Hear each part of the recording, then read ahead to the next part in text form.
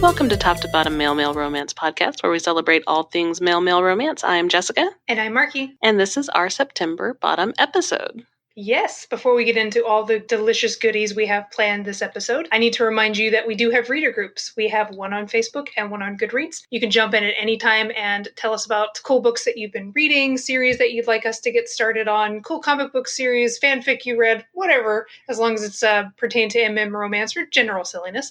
You can jump in at any time and talk to us about us there. We also have a Patreon. Our patrons get inside information about upcoming interviews that we have and get a chance to submit questions to said interview person. So if you haven't had a chance to check that out, make sure you do so. And if you haven't done so yet, make sure you rate us on whatever it is you listen to us on. It helps other people find us too. Indeed.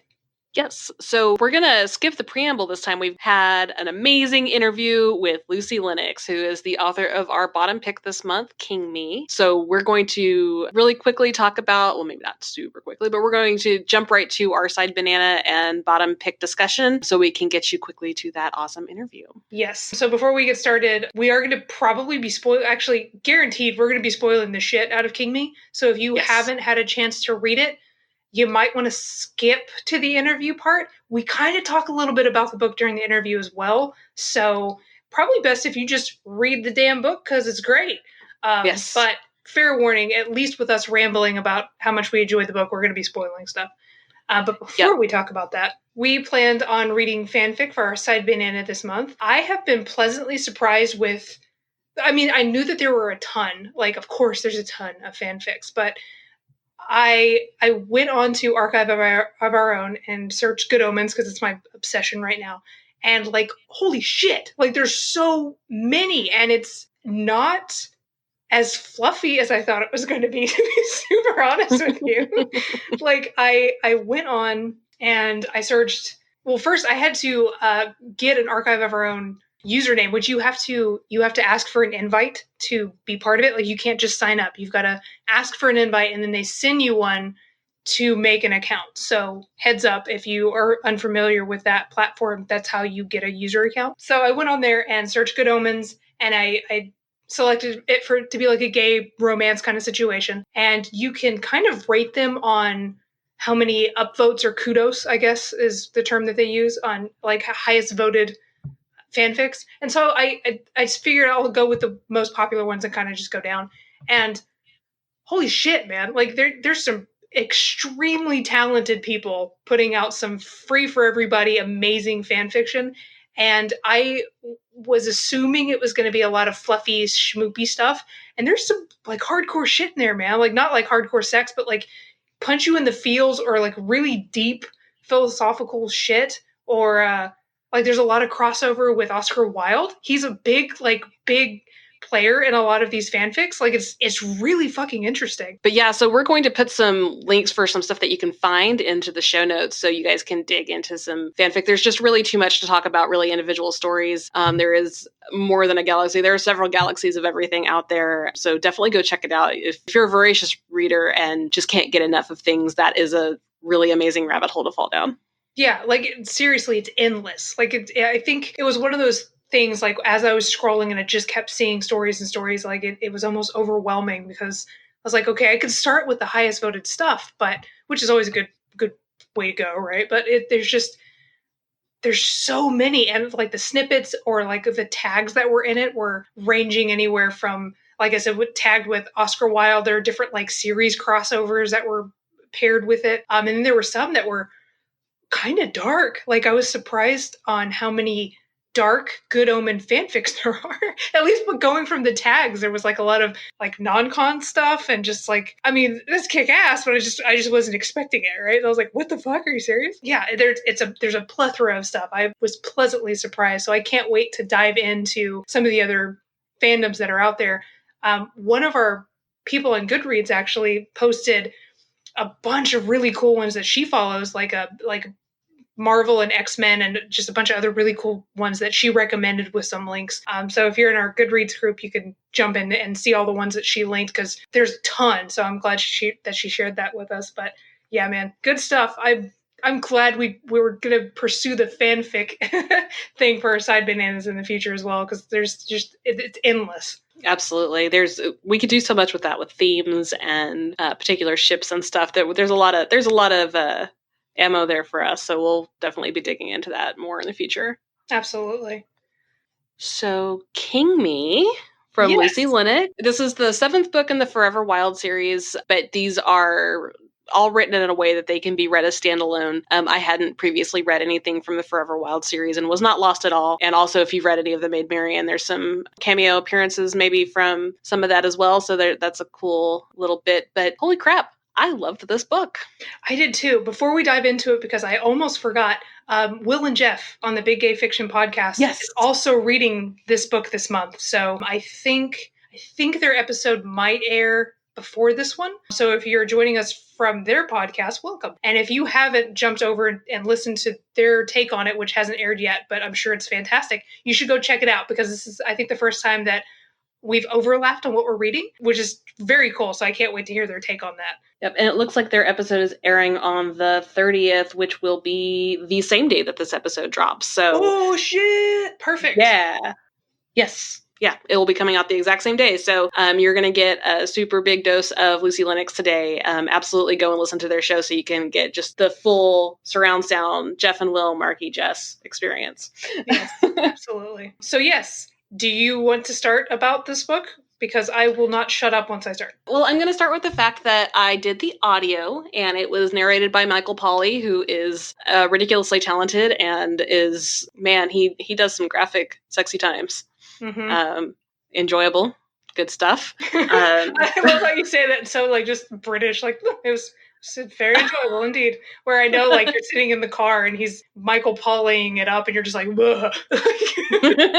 Hey, you don't have to call me out. It's hey, really... dude, I'm doing it. It's like, okay, well, audio side, yeah, I don't even know where to start. I love heist movies. I had never read a heist book. I loved reading a heist book. That was super cool. The characters are super great. I love there's the found family aspect of it's not even really a found family. It's kind of accidental found family in the fact that it's like the team of FBI agents that all work together just have such a great chemistry together. King is a sassy, adorable man.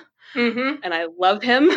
Yeah, very charming and suave. Love. Yeah, I love like history and art history and stuff. So there was just so much to love about this book. I don't even really kind of know where to start, but you might have more structure. I'm just kind of rambling about things I like. I love Lamp.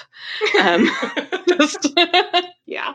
Well, going from like the story aspect, one of the things that she was really good about doing in the story is the characters would do something off page and then tell you that they did something off page, and you're like, wait, what? Like when he kept saying like towards the like meteor part of the book when King was supposed to go on the yacht and like get the crown or whatever, and he like just in passing was like, well, I already know it's not on the yacht, but anyway, blah blah blah. And I'm like, well, listen, you little shit. Like he just kept doing stuff like that, and King was the most guilty about that, but Falcon had also done it a couple times, but King would just do shit and you didn't even know, and then he'd just tease you that something happened, and then you have to wait for it to eventually shine light as to how he didn't know the fucking crown was on the boat. Like he just does crap and nobody was there and he just didn't want to tell you about it. Like it happened enough to where just when I thought I was looped in on everything that was going on and all the moving pieces, he would offhand be like, yeah, but I made this. Anyway, I'm like, you little... No. That's the mark of a great heist book. And, there's this kind of rule in storytelling in general. I think it's more of a movie thing, but it's used a lot in books, is that if there's a plan, right, and they tell you the plan on the page, something always goes wrong. But if the plan's a secret, then it goes right. That was a really well-crafted way of doing that. And, spoiler alert to the interview, Lucy's a pantser. She doesn't even plot it out. So the fact that she was able to like weave all of that in without, meticulous planning, man, fucking bravo. That was great. Yeah, because I pants. And how often do I say this is a dumpster fire? Like that is the mantra for every single book that I've ever written. It's a dumpster fire, and then it all comes together. But like to be able because I tell you to make a damn list. But anyways, well, yeah, I know we could. Yes, I am aware. But like the fact that she pantsed her way through a well-structured heist book, like holy crap, man! Like this book was. surprising a lot of the times because, again, King would do shit off page and you had no idea what was going on. So at the very end where he had Elic tackled to the ground in the embassy and had the crown with him and the painting and they're struggling and he's zip tying him and shit. And I legit was like, how the fuck is he going to get out of this? Like, I really didn't know how it was going to work. And then, of course, he pulls some fuckery and then walks back in as an FBI agent. Like, did anyone check the hallway? I'm like, I fucking love this book. You suave shithead. I loved it. Yeah. Yeah. And I love that because I was really worried, like, a lot of even romances, even happily ever after romances will, man, the kind of deception that happened, like, it's hard to come back from that. Right.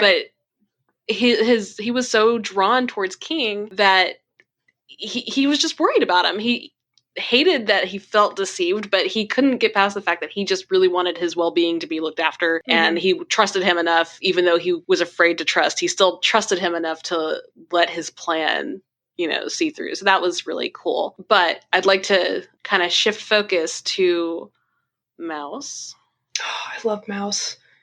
I love Mouse. He's so sweet. And we talked to Lucy a little bit about Mouse because I adore him, but he's just, God, he's so tiny. Like, he's not tiny. That's rude. He's just a very neat precious person. He's precious. Yes. Yeah, he's precious. And I love that he goes from like this jittery puking mess to like really knocking it out of the park when he needed to be charming and play the part and all that good stuff. My favorite scene, I think, and it's hard to pick one, or one of the, I can't say favorite. One of my standout scenes was the fake date, where he's like all super nervous and like freaking out and stuff. But then, like, as soon as the curtains are drawn back and the lights hit the stage, he is on and like just nailed that part. I feel like I identify a bit with that because I freak out and freak out. Yeah, I see that is totally your MO because we switch places. Like, I'm cool as a cucumber until it happens and I turn into an idiot, and then like you're anxious and nervous and freaking out, and then when like it's go time, you are just like, no problem, smooth sailing, nail it, not a big deal, everything's fine. Meanwhile, I'm in the background being like, blah, blah, blah. Like it's impressive how you can turn it around so quickly every time. It's completely unintentional, I assure you. I never expect that I'm going to be chill when go time happens, and luckily it usually works out for me. But yeah, so I definitely relate to that in the character, but he's got that like extra, like he was like suave with it. Like he was extra with it. I was really just enamored with that character. We shouldn't really talk too much about it because we talk about it more in the interview and I want people to hear it there, but there's good stuff about that character. I love it. Yeah, I fucking love Mouse so much. I mean, like, Lucy's kick-ass about making all of her characters really awesome. Sloane as well, like, that's why they pair so well together, is that they're side characters and everybody else who's involved in the story have such amazing personalities and well fleshed out roles within the story that you can't help but love them. Like, everybody's memorable, everyone's fun, and I always play the game of like, okay, who's going to be the next one? Like, okay, clearly Mouse is going to have his own story because he's a fucking darling, like just that kind of stuff. So yeah, it's one of the hallmarks of what makes Lucy Lennox such a good author is her side characters being so kick-ass. One of the many, many, many hallmarks of what makes her an amazing author. 100%. What else? Shit, dude. There's so much to it, and I'm trying to not just we keep saying this, but the interviews amazing and very fleshed out and long. So we talk about the book a lot, but it's fun, man. And I forgot how much I didn't forget. That's a lie. I really love FBI agent, bad guy kind of situation, or just anything involved with cops. I'm such a nerd for that trope in that genre. So this book was a no-brainer that it was just going to be something I really enjoyed, but it was just funny and lots of twists and turns. And I really, really liked it. And I appreciated that Falcon was very much the Zane Garrett character, if you will, where it's like the hard-boiled, like all business kind of dude, but he has cats and he's like got some zingy one-liners, and like he's definitely has this quiet humor that's buried beneath all of his gruff that just I really appreciated when it shined through. And like the whole Papa Bear thing, it made me laugh out loud. Like that was really funny. Yeah, for sure. Really great characters, which is, always a required staple for me. Is I can read almost anything as long as the characters are great, and they were, and it was funny, and the side characters are fantastic. The heist was super fun. The mystery kind of woven throughout. Great setting, like great stuff. Mm-hmm. Yeah. So I guess, do you want to go ahead and launch into the interview? I mean, we've talked. Well, we could continue to talk about this book, but instead of us ranting like idiots about how great it is, you should stick around and listen to the amazing interview that we had with Lucy. Yeah, absolutely. Let's go ahead and welcome Lucy to the show. Yeah. We have with us today the amazing author Lucy Lennox. Just to launch into her introduction that I shamelessly stole from her website. After enjoying creative writing as a child, Lucy didn't write her first novel until she was over 40 years old. Her debut novel, Borrowing Blue, was published in the autumn of 2016. Lucy has an English literature degree from Vanderbilt University, but that doesn't hold a candle to the years and years of staying up all night reading tantalizing novels on her own. She has 3 children, plays tennis, and hates folding laundry. Welcome, Lucy. Hi, thank you for having me. All right. So we start these interviews the same with every author. So the first question we have to ask you is, what got you into romance? Oh, that is a good question. I was a professional quilter, and I had a lot of quilting friends. And I had one particular quilting friend who I knew read tons of romance novels. So I asked her for some recommendations the summer of 2016, and she recommended She asked if I had ever read romance. And I said, I don't know what that is. And she said, male. And she is a Mormon quilter. So I was very surprised oh my God. by the recommendation. I was like, wow, okay, yeah. I mean, I'm open to it. No problem. That sounds great. She recommended Try by Ella Frank, and I read it and loved it. So that was my first experience with an novel. And that was July 2016. And that same month, I read Boss Man by Vi Keeland, which isn't it's MF, but I just thought it was super clever. Those 2 books together really made me wish I had written them. I don't even know if that's the right way to put it, but I loved them so much. I wanted more. I wish I could write something that clever. I wish I could write something that fun. And so my sister was already an author, had been a full-time author for going on 10 years at that point. So I asked her, I said, I think I'm going to try it when the kids go back to school, and give me advice. What should I do? What should I, look out for, or whatever. So I started writing August 1st, 2016. And my first book, Borrowing Blue, came out Thanksgiving 2016. So it was really fast. That is fast. Yeah, I read my first novel in July, and I published my first novel in November. Wow, that's amazing. That's a quick turnaround. Very quick. Very quick. Because my jump into romance was actually just slightly after yours, and by the time I was in it, you were already really established. That's amazing to me. Yeah, it totally took off. Well, and part of the thing, my sister had told me that there was something that some authors refer to as Kindle moss, that a lot of people get Kindles and Amazon gift cards for Christmas or for the holidays. And so if I could get, as many books out before that happened as possible, that I could sort of ride that wave of lots of people buying books during that season. So I worked really hard to try and have as many books out. And so I was writing around the clock, just trying to sort of make that deadline, so to speak. And so because of that, I released a book Thanksgiving. It was November 23rd. I released a book December 11th, and I released a book Christmas Eve. So because I released 3 in 1 month, basically, that's a huge part of why I know what it's called now. Now it's called rapid release strategy. But at the time, I didn't know. All I knew is I wanted to get as many books out as I could before Kindle Moss. And so I really, really busted my ass to try and make that happen. But because of that, I sort of had this inadvertent momentum happen that really, really helped launch my, brand and the series. That's incredible. Amazing. Yeah. Yeah, it was. Everybody asked me, oh, did you write them all and hold them back? And I really didn't hold them back. But I did have help. I had Leslie Copeland, who is now my assistant. She's sort of my right hand now. At the time, she was a volunteer beta reader. She had read Borrowing Blue, and she approached me and said, if you need anybody to beta read or arc read or anything, let me know. And I had already used my sister for the first 2 books, and I couldn't ask her again, especially with the holidays. She had her own deadlines. So I said, yeah, I really need help with feedback on this 3rd book if I have any chance of getting it out before Christmas. And she worked with me around the clock, helping me get that book ready. So that also made a huge difference, having her help. And that's where my relationship with her now has grown so much in the last 3 years, but that's how that started as well. I don't think I could have gotten the 3rd one out. I know I couldn't have gotten the 3rd one out in time if it hadn't been for her help. Leslie has saved my ass multiple times. Yeah. She's amazing. Yeah. And that was where, that's where it all started for her. I mean, she was so valuable to me that I started telling everybody I knew about her, and she jumped into it, with everything and started working her butt off and has really done amazing things since then, just taking her own initiative and creating her own business. I mean, I could go on and on about Leslie. She's been invaluable to me. And your sister, is this Molly? Yes.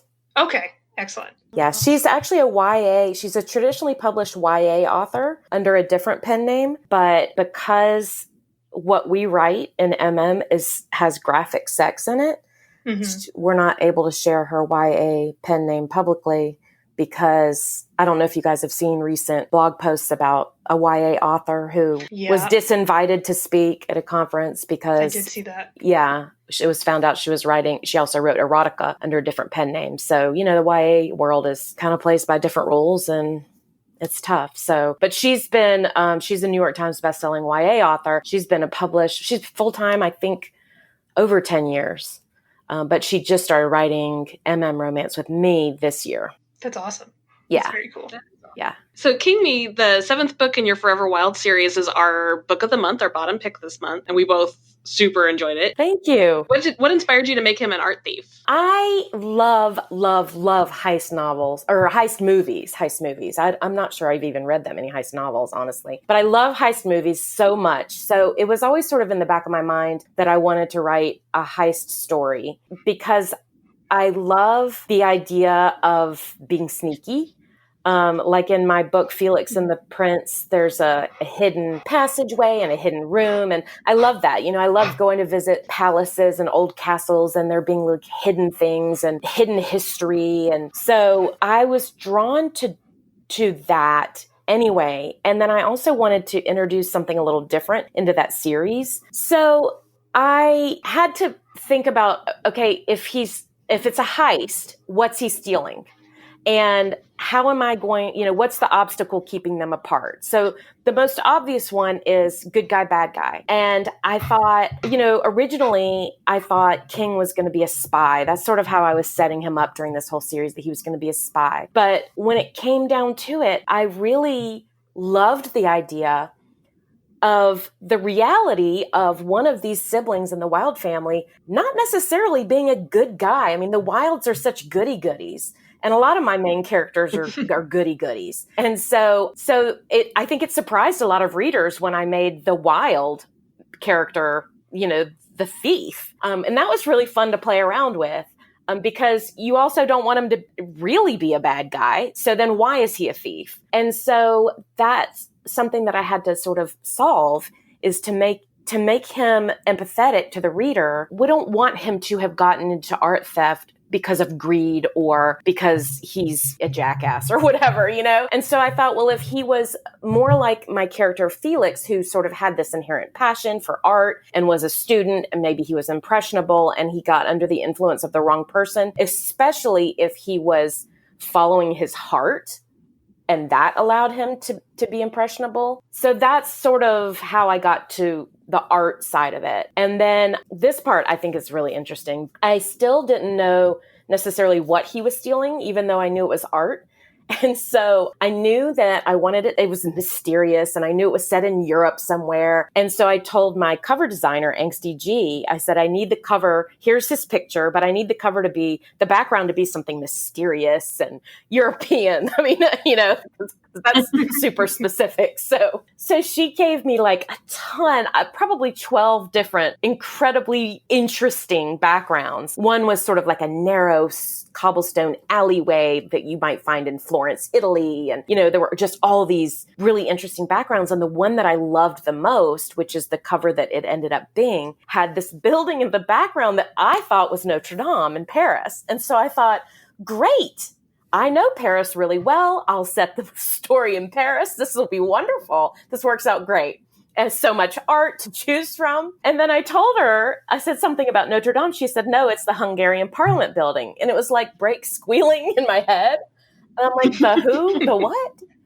And she said, yes, the Hungarian Parliament building in Budapest. And I'm like, okay. I don't know anything about that. And so I still loved the cover. And so I started Googling, the Hungarian Parliament building, and I learned about this royal crown and this crown that's kept in the rotunda in the Hungarian Parliament building under 24/7 guard. And it was fascinating to me because it's like trying to steal something that's impossible to steal because it's under 24/7 guard. And so as soon as I found that crown and the history, and then I realized that there was history of that crown involving the U.S., because the U.S., that crown actually lived in the U.S. for a few decades for protection, for safety. That was so fascinating to me. So that's a very long answer for a short question, but that's how I ended up coming up with what the book is about, what the art theft is. That's awesome. Cool. My follow-up question to it was going to be about your research that you had to do. I love that it came from the cover kind of by accident. That's really cool. Yeah, it was totally by accident. Yeah. So in terms of the research, because, in the process of, he's an art thief. And so in the process of writing the story, there were a lot of parts where I had to talk about other items that he's stolen or that he wants to steal or that he's thought about stealing or whatever. And one of the things that I love to do, I actually learned this from my sister because she's written for Scholastic in middle grade level books, but it's called subversive education, where, you read a book and you're enjoying fiction and you don't really necessarily realize that you're also learning something at the same time. Yes. And it's definitely, something that's used a lot in youth fiction. But I also obviously love it as an adult. I think we all do. I think we all love being able to lose ourselves in a book, but also take something away from that. And I have enjoyed that in several of the books that I've written. I don't do it in every book, probably, but I definitely did it in Felix and the Prince. I wrote a lot about stained glass in that, and I learned a lot. And in Wild Love is set in Vietnam. And so I had to do a lot of research on the era and what it was like to actually serve in Vietnam. And that, that's fun for me. That makes it more fun for me. When you're writing romance stories, in some ways you feel like you're writing the same story over and over again because you're always writing a story about two people falling in love and this dance of sort of, one step forward, two steps back until they finally get past their obstacle and can be together. And so even though every story is different, it's essentially the same type thing. So then it's what makes it fun for the author, at least for me, is how is this different from the other stories that I've written? And one of the ways that makes that fun for me is for me to pick something that I can research and I can weave throughout the story that I'm learning something new, my readers are learning something new. And in the process of doing that, it makes the story different from a story that somebody else might write. I make up a lot of settings in general. It's easier for me to write about the fictional town of Hobie, Texas, than to try and write about, real such and such Texas, Greenville, Texas, or Austin, Texas, or whatever, because I've not necessarily been there. I'm probably not going to get it right. So it's easier for me to just make it up. But when it comes to things like artwork, it's much more fun to do the research and have real artwork mentioned, because then when I'm doing the research, I pin that research to a Pinterest board for that novel so that when the reader comes across this work of art in the book, they can go to my Pinterest board, see the actual work of art, what museum it's in, who painted it, what era it's from, And, and then if something sparks an interest in them, they can sort of follow that rabbit hole the same way I did. It's fun. That's awesome. And I'm making a note to go check out your Pinterest. Oh, yeah. I have lots of pins. So how many books do you have planned for the Forever Wild series? So right now I have one more that's a definite, and that's the baby brother, Cal. Cal, so far, what we know about him is that he likes to sail. And so I think his story is set on a sailboat. I have most of it in my head, but that's not to say it might change by the time I sit to write it. But that's a for sure. I will definitely write Cal's book. And then I have several cousins in that family that I can write about if I want to continue. And also sort of, side characters or, the setting is still there. And I know it so well, like Hobie and that whole community. So it's hard to let go. It's hard for me to ever say a series is done. Like the Maid Marian series, same thing. Even though I have written all the siblings' books, like there are more characters in that world that I want to write about. It's impossible to say, well, this series is just done and I'm not writing any more books in that world. So one for sure left in Forever Wild, and then it's going to be sort of an it depends situation. I'm going to hijack this real quick. Do you have plans for Mouse to have a story? I have plans for Mouse to have a story, and that is a different project that when I get ready to announce that's a book, I can't give any specifics about it because it's a project that's not going to be even started till next year. But there's a little exciting twist to that project that I will be very excited to announce when the time comes. I am already very excited. Yay. I feel like other than King, I think Mouse is my favorite because he's so sweet and adorable and ridiculous. And yeah, those are my favorites. Yeah. I mean, I love that. I could write that character all day long. It's just so a little naive, a little innocent, sweet. You just want to put him in your pocket. Yeah, exactly. Yes, I wanted to wrap him up in blankets. When he, mild spoiler, if you guys are listening to the interview and haven't read the book yet, shame on you. When he gets too nervous and ends up just puking, I was like, oh no. I know. And he waits until it's over. He does his job, right. And then it all comes crashing down. Together. I know. Yeah. I mean, I just picture a guy kissing him on the forehead. He's just so sweet. Yeah, he needs somebody who can just wrap him up and carry him like a little mouse burrito. Exactly. And treat him like a king. Yeah. Yeah. Exactly. I envision him making some tough guy into a little mush pot of pudding. Yes. I think there's a meme going around right now where it's the heart or the mean one's got a soft spot for the sunshine one or something. And I was like, yes, that's what that story needs to be. Exactly. And I love doing that. I love peppering in.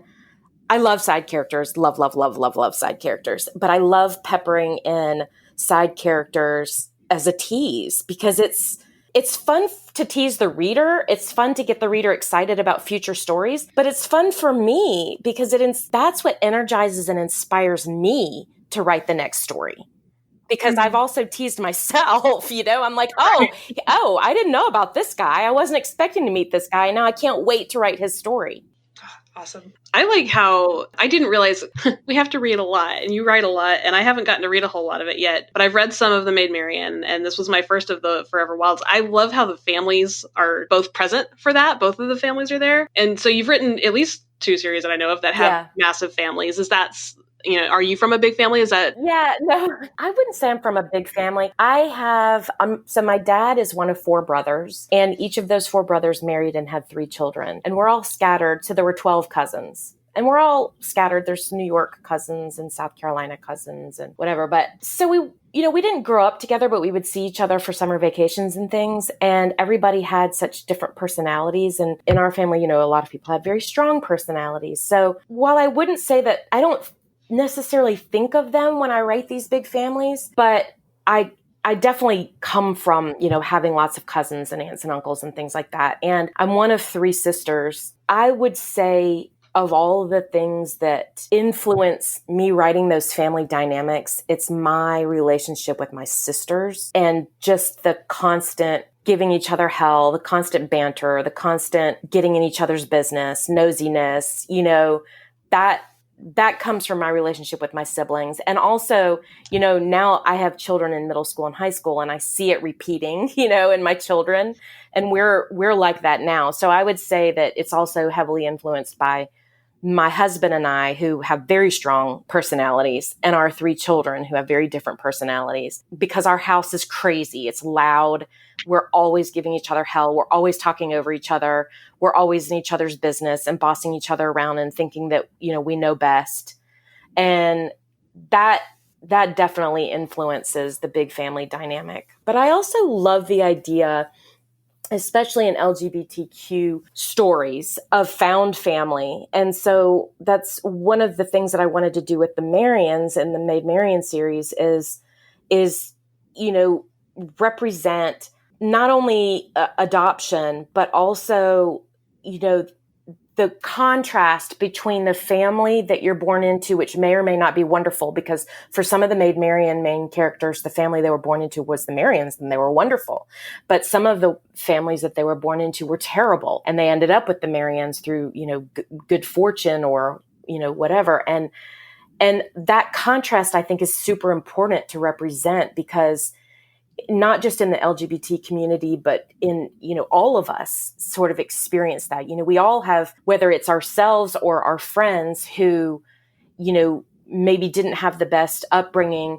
And so they spend some of their adult life looking to create that family to replace the one, the shitty one that they had, and try and create the good one that they didn't have with the choices that they make and the people that they surround themselves with. And I love exploring those themes with these larger families, that some of it is the family you're born into in some cases, but with some characters, it's the family that they choose and surround themselves with very actively, very deliberately. That's awesome. Does that answer your question? Absolutely. And found family is one of my favorite tropes. So that's yes, I love it, and it's so relevant, and it's just so, to me also, it's really important to, I don't know if this is the right word, but model that. I think it's important to remind people that there's power in choosing good people to have in your life, and that you can control that. There again, that's me being bossy. No, it's I 100% agree, especially like, during the holidays and stuff, there's a big push for that in the LGBTQ community. It's like, you're allowed to break up with your family. Yes. Like, you're allowed to walk away from a toxic environment and surround yourself with the family you choose to be around. Yeah. Like that's some critical stuff, man. That's right.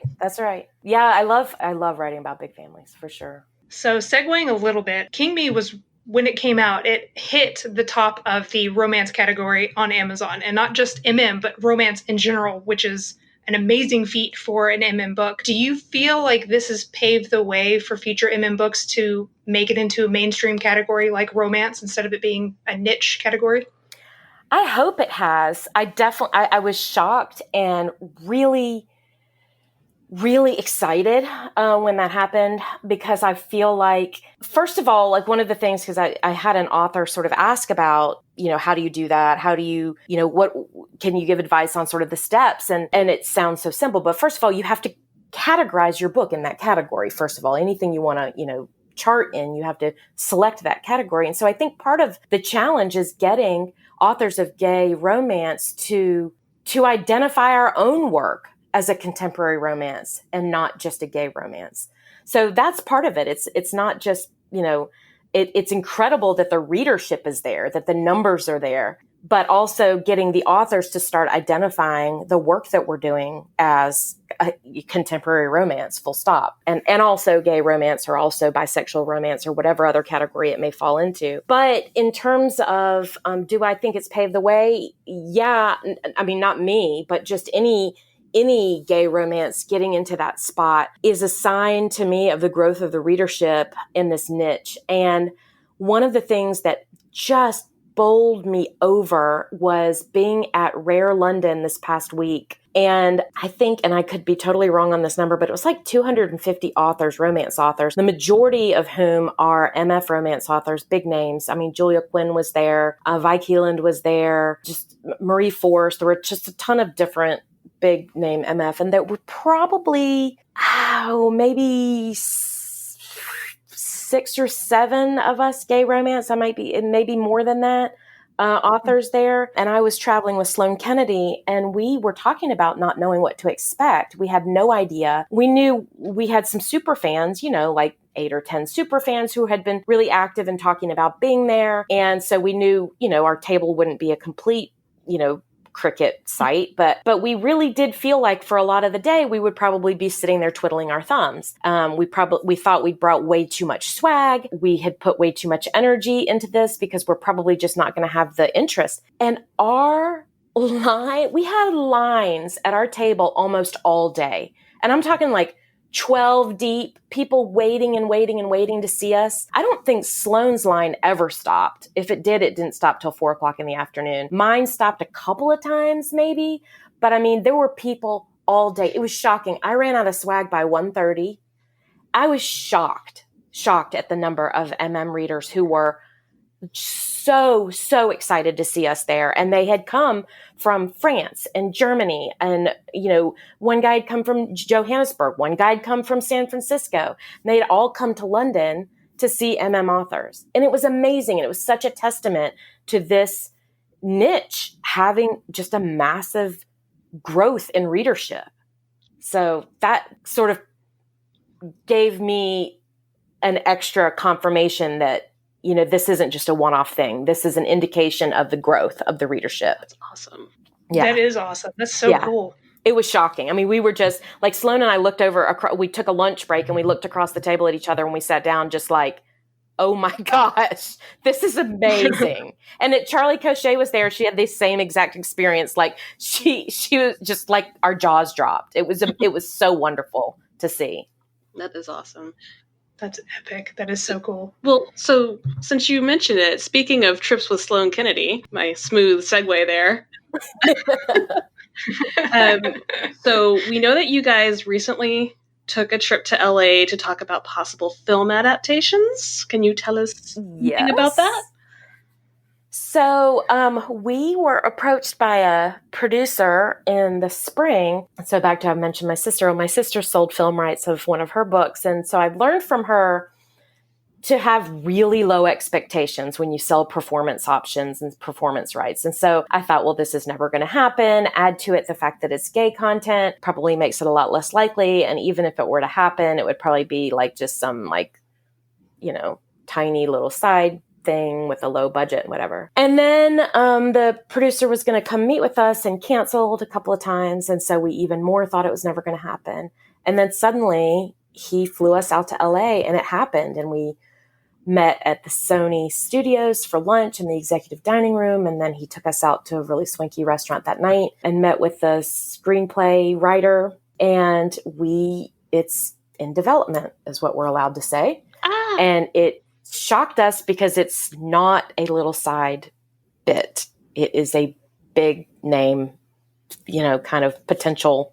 It's potentially going to be very exciting if it happens. We're still trying to keep our expectations super low. We still know what a crapshoot anything in Hollywood is, but it is an established producer with an established reputation and connections that he feels pretty strongly that the time is right. Apparently right now, because of Disney's new streaming service, and I don't know how much you guys know about this. I didn't know very much about it at all until they explained it to us. But so Disney has pulled a lot of their content off of some of these other streaming sites so that it will be exclusive on theirs. And so what it's doing is it's creating a vacuum on some of these other streaming sites, a content vacuum. And so these other sites, in order to keep up, and by the way, I'm not an expert. I could be explaining this totally wrong, but they're all scrambling to to come up with a lot of additional content all of a sudden. So the time is very, very good for this right now because they're hungry for new content. That's the way it was explained to us. So we're optimistic, but we don't have any additional. He did, he said just to warn you, things move slowly sometimes. So we don't have any more news than that right now to share, but it's very exciting. That is exciting. That is so epically exciting. It's pretty epic. We felt very fancy when we felt very wined and dined. They flew us out. They put us at this really cool hotel and upgraded us to stay in a suite and had a little gift there when we got there, and then took us out to this private club for dinner where all these movers and shakers eat. And we felt really, really excited at the time, and about the possibility. And the producer who we met with is really genuine. This is definitely a passion project for him. It's very close to his heart, which is really great to hear. And Sloan and I both agreed that even if nothing comes of it, it's very validating to have somebody in that kind of position say that, your work is worthy of our consideration, that the way that you have, represented these characters in this situation is something that we would be proud to put our name on. And that alone has been amazing for both of us. Oh, man. I'm going to go ahead and say when it happens, we need to have like an epic watch party and make it a thing. Like, yeah, exactly. That's so epic. Oh my gosh, I'll flip out for sure. I mean, we at that dinner, he mentioned, actor, I don't know, actress, do you gender, actor, a performer? How about that? A performer, a specific name performer for one of our characters. And this actor is a friend of his, and he really thinks that she'll, be interested in this particular role. And I mean, Sloan and I were like, our jaws were on the floor, and he's naming all these names and talking about, people that he works with. And so if it happens, I'll be first in line for the watch party. And again, that's, like we told him that night when we were talking about specifics, we're like, because he said, what do you envision? What are you thinking? What, is there anything that we haven't mentioned that you want us to know? And we both said, regardless of whose content you choose, obviously I would love for it to be my books that are made into films, but I want any of these stories made into film. And I said, there could be a Hallmark type channel for all gay content or all LGBT content I think it would do incredibly well. Oh yeah. And he's like, I for stuff like that. Like I was browsing through Netflix yesterday trying to find something to watch before I went to bed. And I was like, I would kill for like just a good smoopy gay movie to just like snuggle up to, watch it, and then go to sleep. Yes. And with a happy ending instead of somebody who gets shanked in the end, Yeah, please. That. I'm so sick of every gay movie having like a rip out your soul ending. Terrible. Like give me it's terrible. Yes. Yeah. Oh, we could have an entire episode based on that. Exactly. Okay. So segueing again, kind of in the same ballpark, do you have a favorite trope that you gravitate towards when reading and writing? Oh gosh, when reading, I hadn't thought of it that way. So I love forced proximity. I love trapped in a snowstorm, plane crash, and then forced proximity that's not necessarily trapped. So like, had a random hookup and then I show up the next day. And this is basically what Boss Man is. But it's not a hookup, but anyway, and then you show up the next day and realize it's your boss and you're stuck with them on a business trip or whatever. I love that. I love when, especially if they're enemies or opposites or somehow, at odds and they're forced to spend time together. I love that. Mistaken identity would be fun. I'm not sure if I'm clever enough to sort that. I'm a pantser. I'm not a plotter. So sometimes those nuanced plots that require you to sort of know what happens later in the story don't work great for me. But I would love to write mistaken identity. What else? I do love late sexuality awakening, late bi awakening, or, late realizing that, your confusion over your sexuality just sort of needed the right person to what I would identify as pansexual, regardless of how the character might identify themselves. But basically, meeting the right person, and regardless of what you thought your sexuality was before, all of a sudden that person opens your mind up to, does it really matter what body parts they're bringing to the equation? So I like that too. I don't read as much of that anymore, just because there are so many great stories that I've already read like that. I would say right now I'm kind of reading a lot of romantic suspense. I love humor. I read a lot of humor. I love to write humor. What other tropes am I drawn to reading? Oh, I love insta-love and fated mates, true mates, fated mates. I love the idea that you meet somebody and just boom, kaboom, and there are a lot of readers out there who think it's unrealistic, but my husband and I had a first date on Wednesday at lunchtime, and that Saturday I told my mom I met the man I was going to marry. So I know, that it can happen in real life, that you can just meet somebody and you just know that they're the one for you. And I love that, because then you can go all in on having their conflict be more external, which is, I have a problem with conflict. That's one of my challenges when I write, because I want everybody just to get together and be happy and have it be super easy, and let's kiss and make out and have some sex and it'll all be great. And nobody wants to read that book because it's about 5 minutes long. So I struggle with keeping the couple apart. What else? Because I love tropes. Love them so much. Oh, I love Hurt, Comfort, Bodyguard. Love Bodyguard books. Mm-hmm. I'm looking at all that. I have all my covers are framed in my office. I'm looking up to see. Enemies to Lovers. Freaking love it. It's really hard to write, though. Really hard to write. Well, yeah, because you have to have that conflict. Yeah, exactly. Well, because it's hard, I love to write sex, and I love to write sexual attraction. And like, when you're enemies, it's hard to, the minute you start to admit that you're attracted to a person, it's hard to be both. It's hard to still hate them and still be attracted.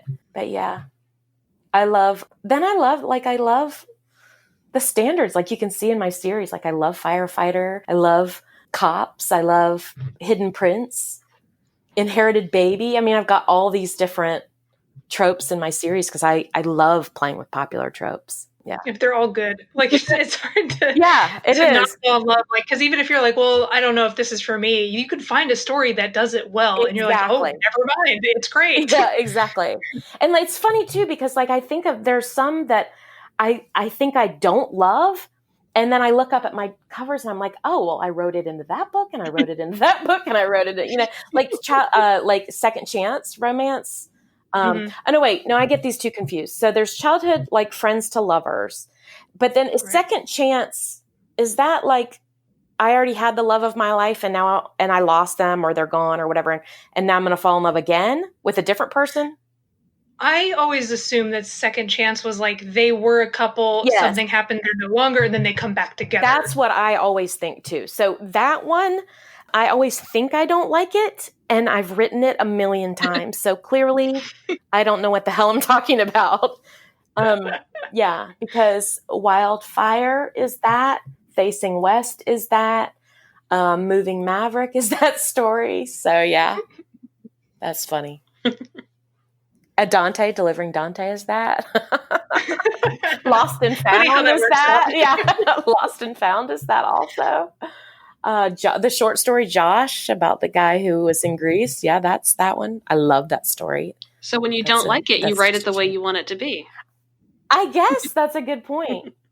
Yeah. That's awesome. That's funny. So you're going to GRL this year, yes? Yes. So what are you most looking forward to at GRL, and where can people find you? What am I'm most looking forward to seeing my author friends and seeing the readers who come back year after year, like the enthusiasm of the readers. I think of the readers who come to GRL as super fans, and being in the same place with people who all feel passionately about something that you feel so passionately about is so fun. I mean, that's the basis of every con, Comic-Con and Dragon Con, and, being finally in a room with all these people who share the same passion it's energizing and inspiring, and it's so fun. So I'm looking forward to that feeling, that energy of that shared passion. And I have author lounges. One is Thursday at noon. And I could totally be wrong on these, by the way. I've been known to get things wrong before, often. Thursday at noon, Friday at 10 a.m., obviously the signing on Saturday. And then I totally forgot to look up the time for my actual panel. I'm doing an audio panel with Susie Hawk and May Archer. We are talking about one of my absolute biggest soapboxes, which is audiobooks. I love the audiobook format. I'm a big listener. And all of my full-length novels and a lot of my short stories even are in audio format. So we are talking about audio in that panel. And I'm sorry I've totally spaced on when it is, but you'll have to refer to your schedule to find out when that is. It'll be good. Looking forward. I'll look it up and make sure to put it in the show notes because I was eyeing that panel. So I know the one you're talking about. So, but yeah, I know it's Saturday, but I want to say in the afternoon, like 2, but I might just be pulling that Yeah, out it's there. not Saturday. None of the panels are on Saturday. Oh, okay. I don't think. Then, yeah, I'm totally pulling that out there. Yeah, the signing is Saturday the first half of Saturday, and then Saturday afternoon are the fun fairs. And I know there's an MPreg fun fair, and I know there's another fun fair because I think Nev Wilder is in a group that's doing another with Markie. Actually. Yeah. Oh, I was going to say, I thought so. I wanted to say that, but I didn't want to put you on the spot in case I was totally wrong because I have a terrible memory. But I thought that. Oh no, you're fine. Okay, good. So and it's just the 2, I think. Yeah, it's just 2 fun fairs this year. Yeah, awesome. So those are Saturday afternoon. The signing is Saturday, the first half of the day. So the panels are Thursday and Friday. And I will say the GRL with being around like your tribe kind of situation. Like I went as a super fan my first year, and it was the first time I met you and Sloan and just everybody, right? And I remember it being such an overwhelming, like I've never been in a con that was that much connected to one of my interests. Like I go to anime cons and comic cons and stuff, and those are cool. Like I'm a nerd, I get it. But like this was a totally different thing because it's such a, to me, like such a close-knit community. Yes. So I was running into people who I've talked to online and like the Goodreads groups and whatever, right? Yeah. I was getting to sit within arm's length and talk about the books we love and then meet all the authors. It was just like, I was exhausted by the time I left because it was just like, I was dialed up to 100 the entire time. That's exactly it. And it's funny too, because people, somebody recently was talking about, these readers, pay so much and make such a big effort to get all the way there. And then there's some authors who just like, don't come to some of the social events in the evening. And I'm like, authors are used to being by themselves in a room in front of their computer. Like for me to go from being by myself all day in a quiet room, but with just my computer, to being around people all day is exhausting. That's how it was when I was in Rare London this past weekend. It's a lot. It's really hard. Like by dinner time, I'm like tapped out because it's so emotional. It's a lot of emotional. You're just so excited. You want to make the most of it. You want to talk to everybody. You want to, connect with the people that you're, most excited to see and the people who you haven't met yet. And so, it's overwhelming. It can be very overwhelming and exhausting, but I love it. I had a similar experience when I did like a modern quilting retreats and being in the same room with people who shared that passion, and again, it was the same kind of thing. We all knew each other through Instagram and Facebook and everything. And we all shared our projects, but to be in the room speaking that same language. And it actually reminds me of something that went around Facebook this past week. There was an article, I don't know if you guys saw it, where a photographer had photoshopped phones out of pictures to show how quote unquote lonely we are. Mm-hmm. Did you see that? Right. Okay. Yeah. So every time I see that posted, I just have such a rebuttal against that argument because to me, like all of you guys live in my phone. So when I'm looking in my phone or at my computer, like I'm connecting with people that never in a million years would I have ever been able to connect with in person, in real life, in the community that I live in. Even if people with those shared passions lived here, we would have never figured it out about each other. Mm-hmm. And so I totally disagree with that article that makes it sound like because of smartphones and all this technology that, that we're isolating ourselves. I feel the opposite. I feel like it's because of technology and all of this stuff that we're able to connect with so many like-minded, passionate people. Yeah, 100%. I wouldn't have known about Romance if I didn't go onto Goodreads and fall into a group. Like there's just no way I would have been able to have a podcast doing this stuff and like all the crazy cool shit we do now. Right. So yeah, no, I 100% agree with you. Yeah, absolutely. Same. Yeah. And this is my first year going to GRL, so I'll get to see a lot of these faces I've been interacting online with for the first time. Oh, yeah. I'm a cherry. I'm very excited. It's amazing. It's weird, too, because, like, I've met some people at events, and I'm like, oh, yeah, we've met before. And they're like, no, we haven't. I'm like, are you sure? They're like, no. And I'm like, okay, well, I've seen your profile picture every day. We've talked to each other, you know, like, and so I do the opposite. I'm like, oh, we haven't met. We've only met online. They're like, no, we met at GRL last year. I'm like, oh, well, I can't tell the difference because either way, I feel like I know you, you know? Right. And I have a shit memory. So there you go. Speaking to that shit memory, your panel is at 2:30 on Friday. I just found it. Oh, thank you. Oh, I should write that down. I was kind of close-ish to the time, just off on the day, so I get half a star. That's right. See, I knew better than to make a guess, because that would have just been bad. Awesome. Well, thank you again, Lucy, for being on our interview and taking the time out of your evening to chat with us for a little while. It is always a pleasure to talk with you. Thank you for having me. It's been awesome. All right. And we'll make sure to link in the show notes your website and your Facebook, and we're going to hunt down your Pinterest and put that in there too, because it sounds amazing. Awesome. And so everybody can find all that good stuff. Awesome. All right. Thanks again, Lucy. You're welcome. Thank you again, Lucy, for taking the time to talk to us. It's, of course, always a pleasure to talk to you, but this interview was a lot of fun. So thank you again. Yes, absolutely. And for the extra chatting we got to do after we turned off the recording. Yes, that was great. I think that's one of the super perks of being able to interview authors is when they have the time after we get done recording, we get to just sit back and shoot the shit with them for like 20, 30 minutes. And it's always a blast. So it's good stuff. For being such big fangirls, it's really the best perk of anything that we do. It's so awesome. Yeah, absolutely. So because next month is GRL month and there's just a whole lot of stuff going on, we're kind of taking a little bit of a different approach to October. We will share that with you next week when our top episode drops. So look forward to a little something different. I feel like October is always kind of our... Yeah, October is always kind of rough because even if GRL always lands in the middle of it, which is exciting because we get to come back from GRL with all this cool shit to talk about. But it's also, we're traveling and doing all that stuff. Halloween is a big deal for us, especially you. So you've always got like 1,000 things to do for your big Halloween parties that you do every year. So it's like October is, dare I say, just as busy or busier than December for us. So it's kind of nuts. Well, yeah, because like in December, everybody's got holiday stuff, so they leave you alone, right? So you have time to do more stuff. Yeah, October is really, really nuts. So we're still doing our top and bottom episodes, so you can look forward to that. But it will be a special treat or something. ... Tease, hint, hint. Yeah, so until next week. Yeah, we'll see you then. Bye.